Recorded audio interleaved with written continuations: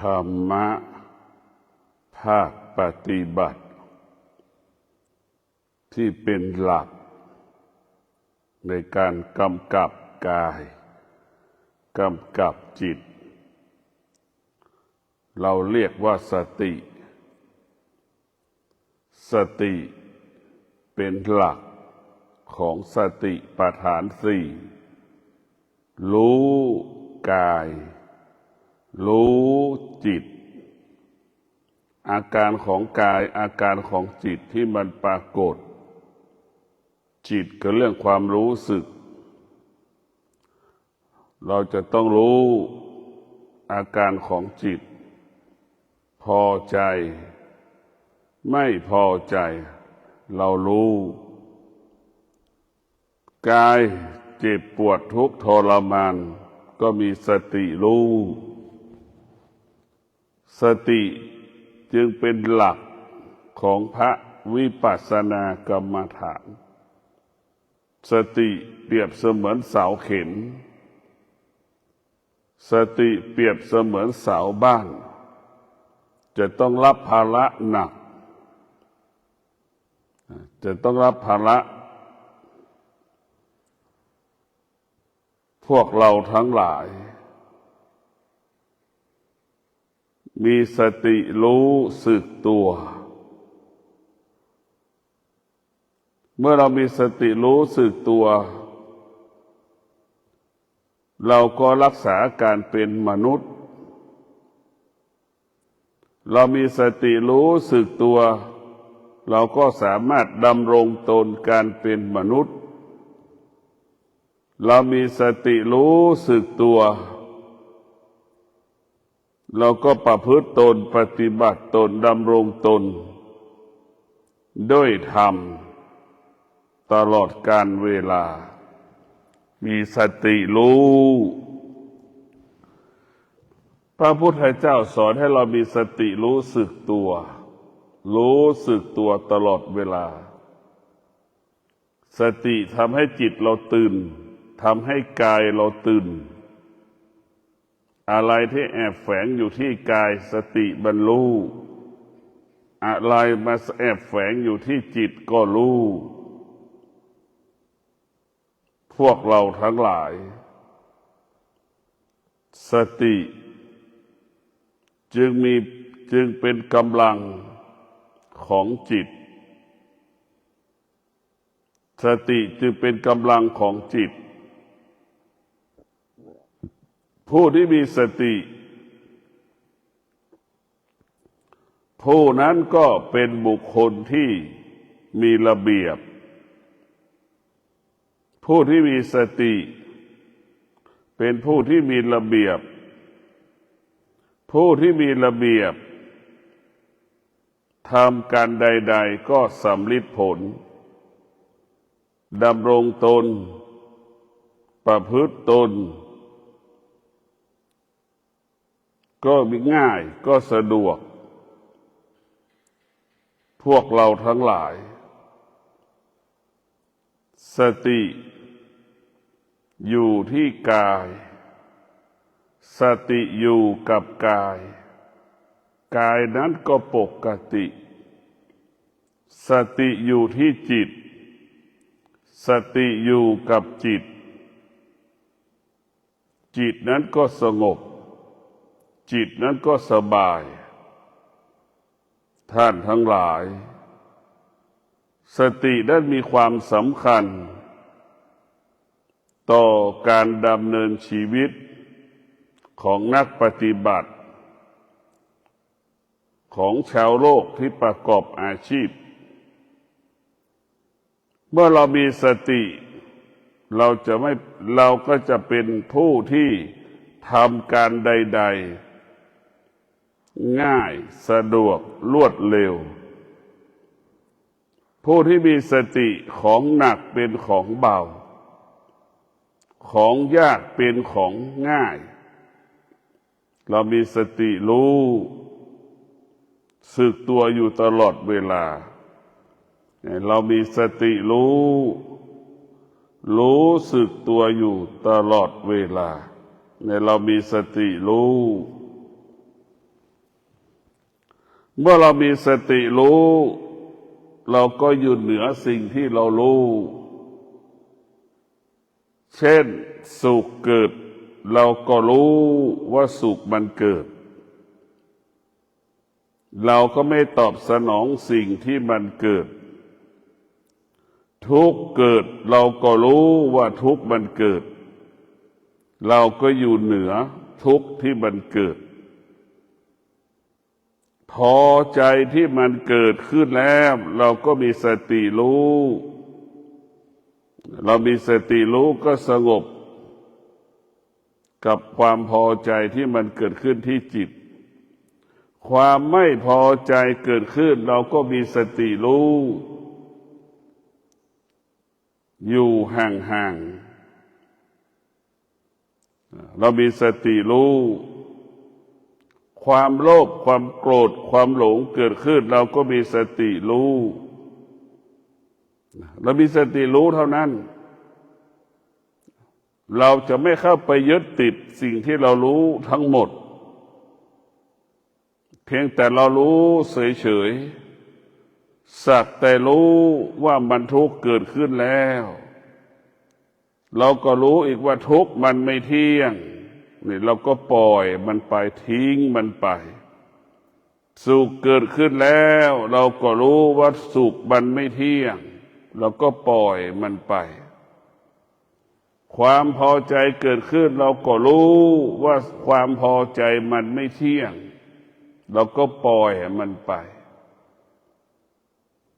ความไม่พอใจเกิดขึ้นแล้วเราก็รู้เราก็ปล่อยมันไปให้เรารู้แบบนี้ความโลภความโกรธความหลงเกิดขึ้นแล้วเราก็มีสติรู้ไม่ตอบสนองมันมีสติรู้ไม่ตอบสนองมันท่านทั้งหลายเมื่อเรามีสติสติจะเป็นผู้รู้สติเป็นผู้รู้สติเป็นผู้รู้เมื่อเป็นผู้รู้มันก็จะรู้เฉยๆรู้ว่าสุขเกิดรู้ว่าทุกข์มันเกิดมันก็สงบรู้ต่อสิ่งที่มันเกิดแล้วว่าสงบรู้สงบรู้สงบรู้สงบรู้สงบรู้สงบรู้ด้วยวิชาปัญญาสิ่งที่เรารู้จึงไม่มีค่าสิ่งที่เรารู้ไม่ให้มีค่าไม่ให้มีความหมายใดๆเพราะเรารู้ว่าสิ่งใดที่มันเป็นอนิจจังมันไม่เที่ยงเราจะมาให้ค่ามันเรารู้เพราะฉะนั้นพวกเราทั้งหลายเราจะต้องรู้สิ่งที่มันปรากฏที่กายกับจิตมันไม่เที่ยงให้เรารู้แบบนี้ตลอดเวลาให้เรารู้เท่านั้นเรารู้เรื่องสุขกับทุกข์เป็นสิ่งที่สุขก็เป็นของนอกกายทุกข์ก็เป็นของนอกกายจิตที่ไม่ได้ฝึกจิตก็ไปเอาสิ่งที่นอกกายมาไว้ในกายสุขจริงๆมันไม่ได้เกิดขึ้นที่ในจิตใจเรามันไม่ได้อยู่ในจิตเราไปยึดติดมันเองมันจึงเป็นสุขจิตเราไปยึดติดมันเองจึงเป็นทุกข์เราเห็นว่าจิตทารกแรกเกิดเราจะเห็นว่าจิตทารกแรกเกิดสุขมันก็ไม่รู้ไม่มีเลยมันไม่รู้มันก็ไม่มีทุกข์มันก็ไม่จิตทารกแรกเกิดมันไม่รู้ทุกข์มันก็ไม่มี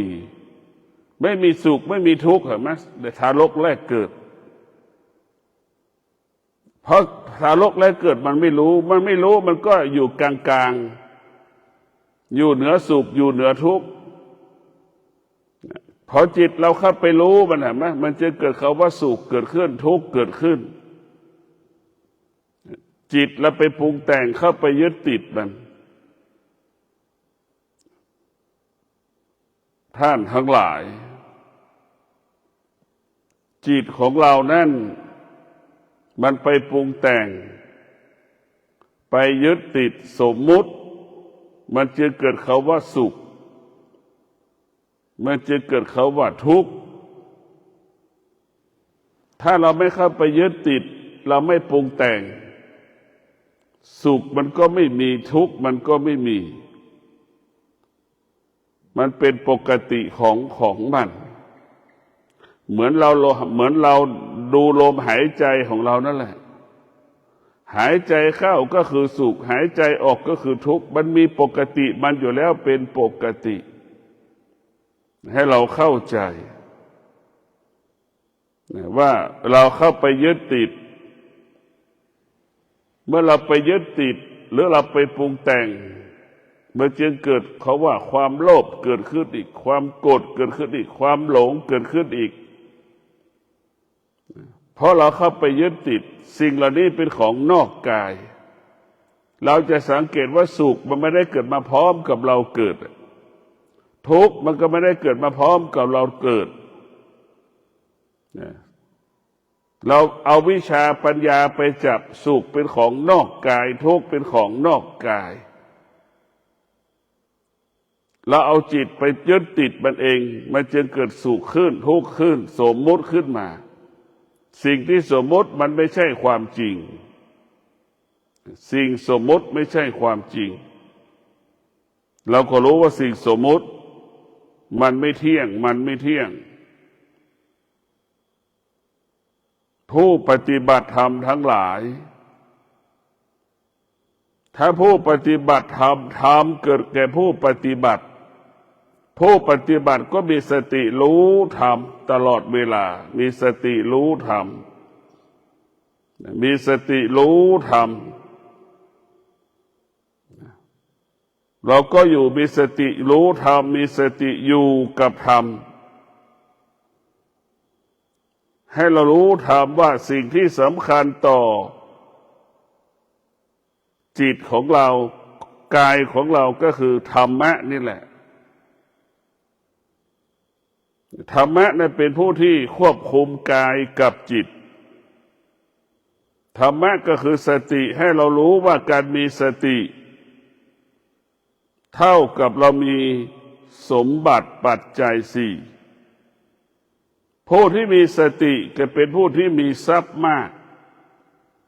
ผู้มีสติผู้นั้นก็มีธรรมะมากผู้ที่มีสติจึงรู้ว่าธรรมะหรือความสงบสำคัญยิ่งกว่าปัจจัยสี่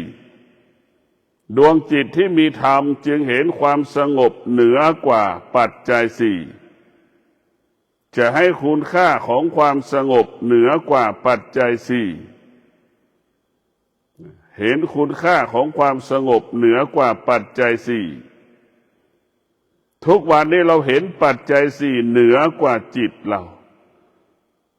เห็นปัจจัยสี่เหนือกว่าธรรมะมนุษย์เกิดมาแล้วจะให้ความว่าสำคัญคำว่าปัจจัยสี่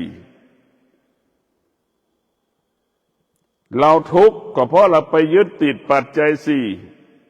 ปัจจัยสี่จึงทำให้เราเกิดความทุกข์ขึ้นทุกวันนี้ก็เพราะเราไปยึดติดในคำว่าปัจจัยสี่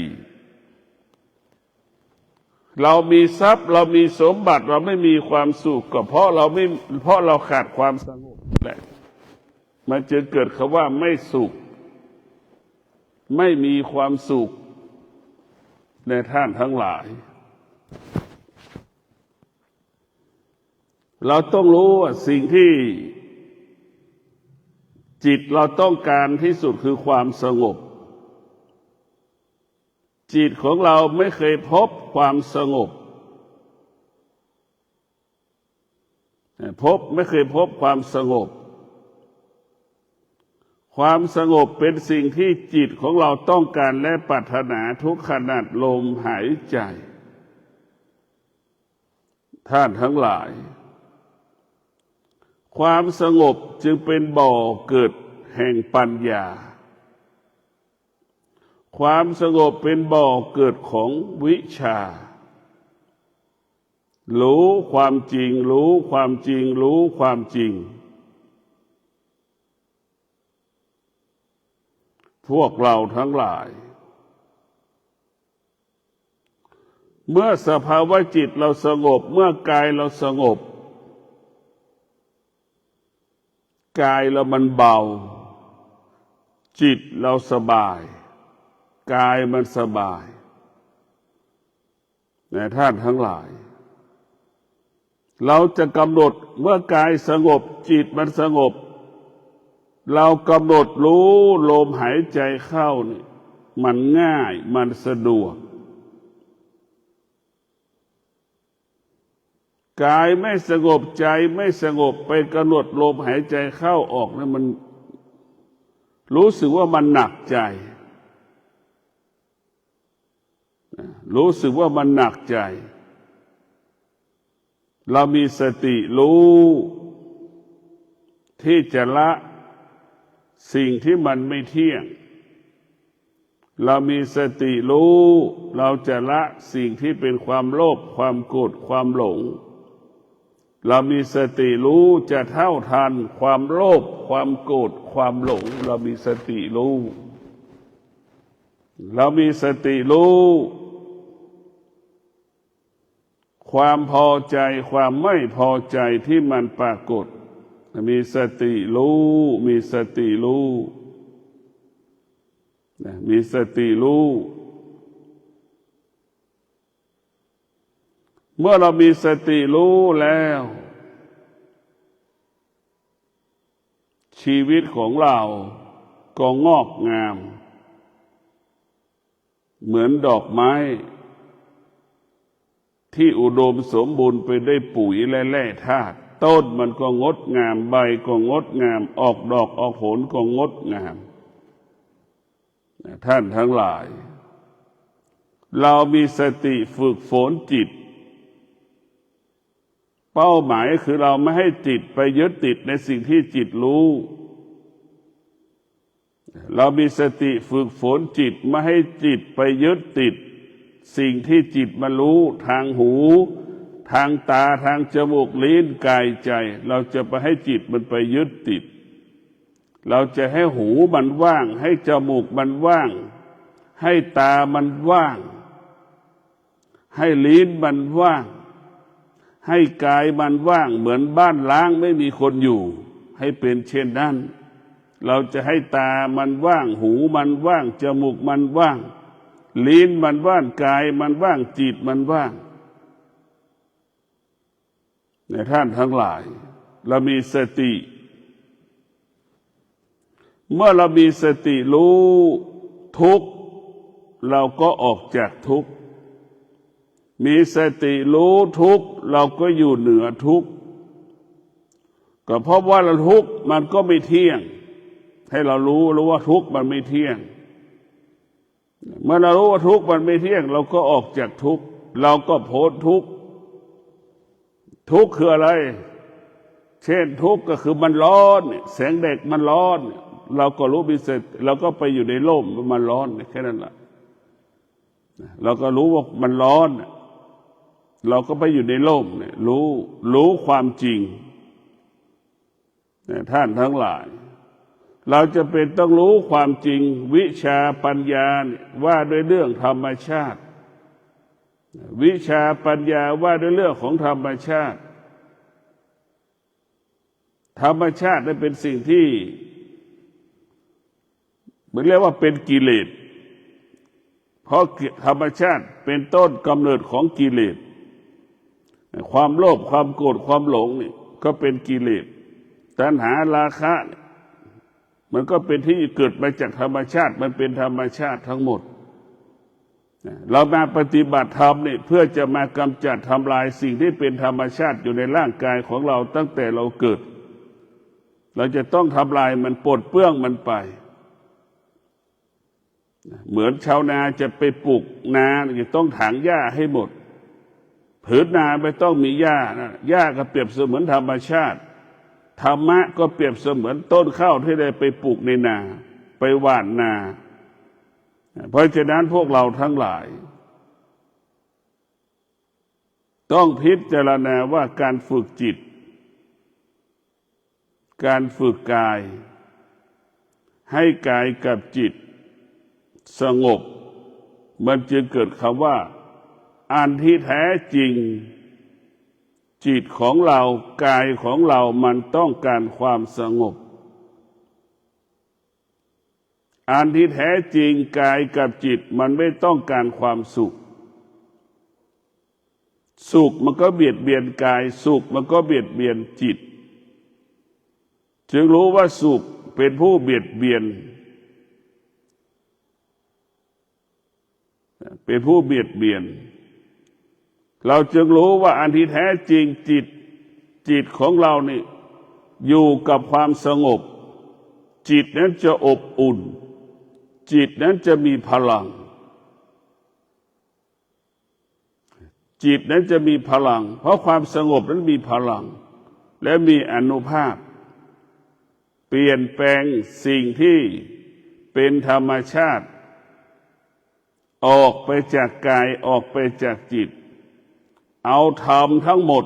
มาไว้ที่กายไว้ที่จิตดังคำว่าสติรู้กายสติรู้กายในอัตสีในอริยบททั้งสี่จะนั่งก็รู้จะเดินก็รู้ยืนก็รู้กินก็รู้ตื่นก็รู้นอนก็รู้ให้เรารู้เท่านั้นเราเอาธรรมไว้ที่กายเอาธรรมไว้ที่จิตให้เรารู้รู้กายเอาธรรมไว้ที่จิตเอาธรรมไว้ที่กายจนถึงที่สุดมันก็จะเกิดจิตที่มีวิชาปัญญาจิตที่มีวิชาปัญญามันจะบอกให้เราภาคเพียรบอกให้เราอดทนในการปฏิบัติธรรมในการประกอบอาชีพจนถึงที่สุดคำว่าสำเร็จก็เกิดขึ้นแก่ผู้ปฏิบัติแก่ผู้ประกอบอาชีพท่านทั้งหลายเราจะต้องวิชาปัญญามันจะบอกให้เราละบอกให้เราอยู่บอกให้เราละสิ่งที่เรารู้วิชาปัญญาจะบอกให้เราอยู่เหนือสิ่งที่เรารู้วิชาปัญญามันจะบอกให้เรารู้สิ่งที่เรารู้สักแต่รู้เฉยๆบอกให้เรารู้สักแต่รู้เฉยๆวิชาปัญญาไม่ยินดีในสิ่งที่เรามีอยู่ไม่ยินดีสิ่งที่เรารู้ไม่ยินดีในสิ่งที่เรารู้อยู่เหนือสิ่งที่เรารู้พวกเราทั้งหลายหัวใจหรือหัวจิตใจที่มันมีวิชาปัญญาเนี่ย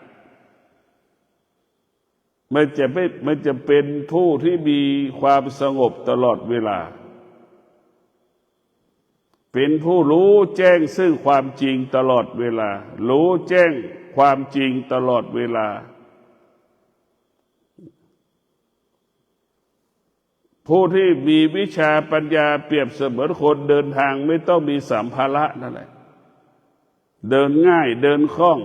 มีชีวิตอยู่ง่ายมีชีวิตอยู่อย่างสบายเพราะวิชาปัญญาไม่ยึดติดตลาดคนส่วนมากขาดวิชาขาดปัญญาก็เหมือนดั่งคนบ้าสะสมวัตถุสิ่งของสารพัดสะสมใช่ไหมเต็มไปหมดเมื่อเราจิตที่มันขาดวิชาปัญญามันจึงสะสมเสื้อผ้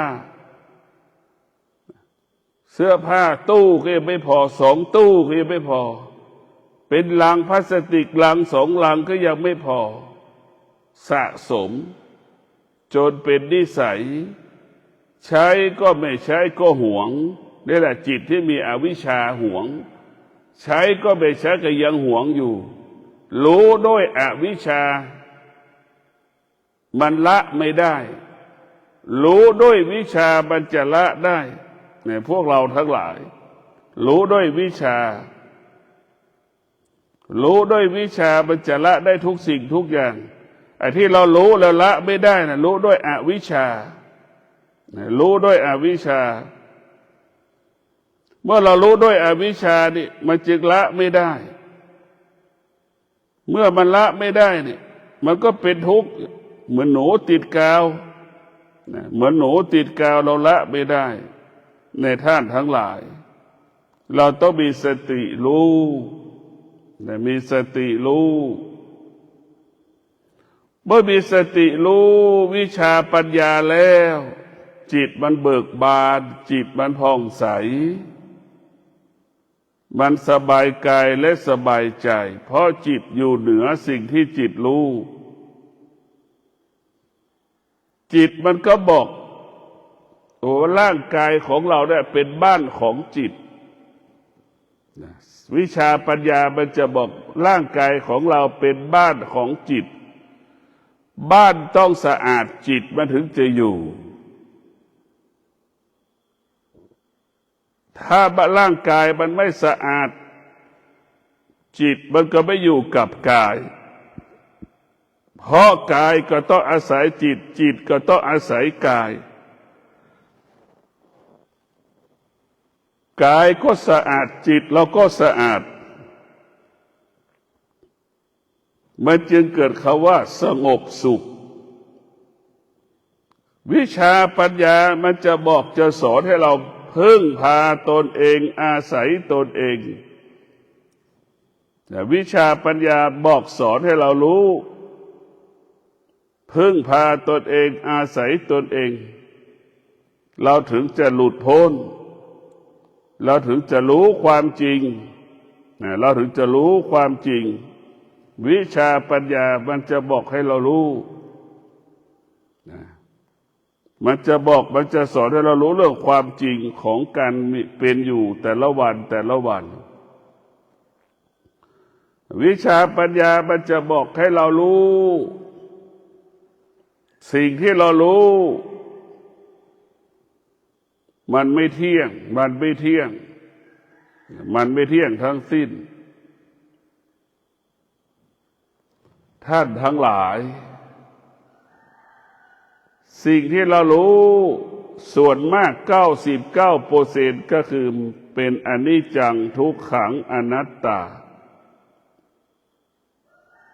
แล้วเราก็ไปยึดติดสิ่งที่มันเป็นอนิจจังทุกขังอนัตตา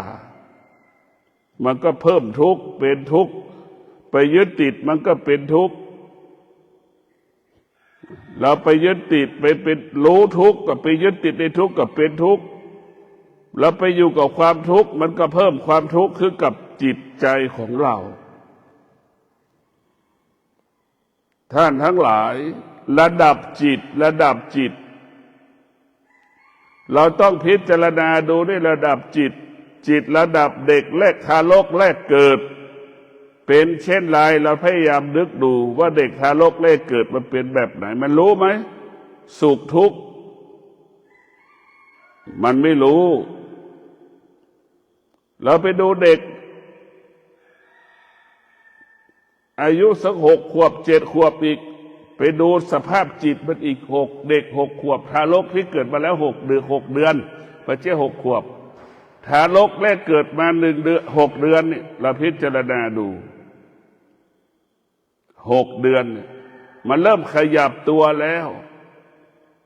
สภาพจิตมันเริ่มขยับตัวเริ่มสำแดงอาการแล้วเริ่มออกอาการแล้วเห็นไหมดูอีกระดับจิตเด็กที่มันเกิดมาแล้ว1 ขวบ2 ขวบ3 ขวบมันเริ่มปฏิเสธเห็นไหมเริ่มเป็นตัวของตัวเองแล้วไม่ฟังพ่อแม่ไม่ตอบสนองพ่อแม่แล้วเห็นไหมเราต้องพิจารณาดูพ่อแม่บอกอะไรมันจะไม่ฟังพ่อแม่บอกให้อย่างนั้นมันก็ไม่ตอบสนองแล้วนั่นแหละจิตมันเริ่มจิตมันมีหลายระดับเราพิจารณาดูระดับจิตจงเป็นเด็กนักเรียนป.1 เป็นเด็กนักเรียนอนุบาลระดับจิตมันจิตเป็นเด็กประถมเด็กมัธยมเด็กอาชีวะเด็กปวสเด็กปวชเด็กปริญญาตรีนี่เราก็ดูมันจนเป็นหนุ่มเป็นสาว จงเป็นพ่อเป็นแม่จนเป็นปู่เป็นย่าระดับจิตของมันดูนี่ส่วนมากมันเป็นผู้ไม่รู้เหมือนกันหมดส่วนมากเป็นผู้ไม่รู้เพราะเราไม่ได้ฝึกจิตมันจึงไม่รู้ว่าสิ่งใดที่จิตควรยึดถือยึดมั่นเนี่ยมันไม่มีใครมาสั่งสอนมันจึงเกิดอาการมันจึงสำแดงอาการตลอดเวลาในท่านทั้งหลายจิตเราจึงสำแดงอาการออกอาการระดับจิตเราไม่ได้ฝึกฝนพอคนอายุเราไปดูระดับจิตอายุ60นี่ระดับจิตคนอายุ70นี่ระดับจิตอายุคน80นี่คือมันไม่มีอะไรเปลี่ยนแปลงเหมือนกันหมดตั้งแต่เด็กทารกแรกเกิดสภาพจิตที่ไม่ได้การพัฒนาจะเป็นเช่นนี้จิตไม่ได้รับการฝึกฝนจิตก็จะเป็นเช่นนี้ถ้าจิตเราได้รับการฝึกฝนจิตเราก็จะเป็นจิตผู้รู้เหมือนเด็กเรียนกอไก่ขอไข่ ABCD เด็กเรียนอนุบาลน่ะเริ่มเป็นผู้รู้ละเริ่มรู้เด็กป .4 เริ่มอ่านออกเขียนได้คล่องแคล่วแล้วเห็นไหมเด็กมัธยมก็มีความรู้ในการอ่านหนังสือคล่องแคล่วว่องไวฉะฉานนะมาเด็กมหาลัยสามารถตอบโต้ได้คล่องแคล่วว่องไวฉับไวนี่แหละเราอยู่ทั้งหลาย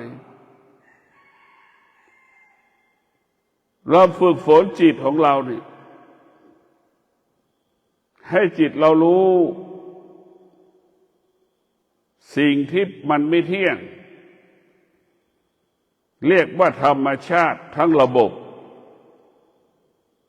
สิ่งที่มันอยู่เหนือไม่เที่ยงได้แก่ธรรมะเรียกว่าธรรมะเรียกว่ามันอยู่เหนือปัจจุบันมีสติรู้อยู่เหนือปัจจุบันมีสติรู้อยู่เหนือปัจจุบันธรรมชาติคืออดีตปัจจุบันคือธรรมะให้เราเข้าใจเช่นนี้ธรรมชาติคืออดีตปัจจุบันคือธรรมะลมหายใจเข้าลมหายใจออกเป็นธรรมชาติล้วนเป็นอดีตทั้งสิ้นธรรมะก็คือสติให้รู้ปัจจุบันรู้ว่าลมหายใจเข้าเราก็อยู่เหนือมันรู้ลมหายใจออกเราก็อยู่เหนือมันนี่แหละธรรมะอยู่กับปัจจุบันจิตที่มีธรรมชาติก็อยู่กับอดีตอยู่กับความหวังต่างๆอยู่กับความหวังต่างๆดวงจิตที่มีวิชาปัญญาจะอยู่กับปัจจุบันอยู่กับปัจจุบันเพราะฉะนั้นพวกเราทั้งหลายวิชาปัญญาเป็นธรรมะขั้นสูงสุดธรรมะขั้นสูงสุดวิชาปัญญานำจิตนำกายของเราควบคุมกายควบคุมจิตของเราให้อยู่กับโลกุตละธรรมวิชาปัญญาควบคุมกายควบคุมจิตให้อยู่โลกุตละธรรมวิชาปัญญาจะรักษากายรักษาจิตให้อยู่ในพื้นที่ของโลกุตละธรรมเราขาดวิชาปัญญาเราก็อยู่ในโลกียะเมื่อเราขาดวิชาปัญญาเราก็อยู่กับโลกียะมันจะทุกข์ตลอดเวลาทุกชั่วโมงมันก็เกิดอาการไม่พอใจทุกชั่วโมงมันจะเกิดอาการสำแดงอาการในท่านทั้งหลายพวกเราทั้งหลายที่รู้เราจะเป็นต้องรู้เรื่องธรรมธรรมของพระพุทธเจ้าก็คือสติรู้ให้เรามีสติรู้อยู่เหนือรู้ด้วยวิชาปัญญารู้อยู่เหนือรู้และละรู้ด้วยวิชาและปัญญา รู้และไม่ตามรู้รู้ด้วยวิชาปัญญาในท่านทั้งหลายเมื่อเรามีวิชาปัญญาเนี่ยเราจะรู้ตามความเป็นจริงรู้ตามความเป็นจริงว่าสุขมันไม่แน่ทุกข์มันไม่แน่รู้ตามความเป็นจริงสุขมันไม่เที่ยงทุกข์มันไม่เที่ยงรู้ตามความเป็นจริงรู้วิชาปัญญารู้อุปทานรู้เวทนาเราก็ละอุปทานละเวทนาแล้วก็อยู่เหนืออุปทานอยู่เหนือเวทนารู้ตามความเป็นจริงเวทนาก็ไม่มีค่าอุปทานก็ไม่มีค่ารู้ด้วยวิชาปัญญาจึงดับเวทนาระงับเวทนาจึงดับอุปทานระงับอุปทานให้หมดสิ้นไปจากกายจากจิตจิตเรามันถูกเวทนาและอุปทานครอบงำถูกอุปทานถูกเวทนาครอบงำเหมือนเวทนาและอุปทานเหมือนสุ่มไก่จิตเราก็เหมือนไก่ถูกเวทนาอุปทานครอบงำในท่านทั้งหลายจิตของผู้รู้จิตของผู้รู้ว่าสุขทุกข์เป็นของนอกกาย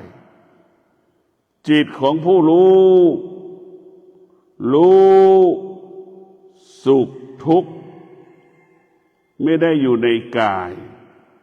แต่พวกเราทั้งหลายเราจะต้องพิจารณาสิ่งที่มันปรากฏทางตาก็อีกอย่างหนึ่ง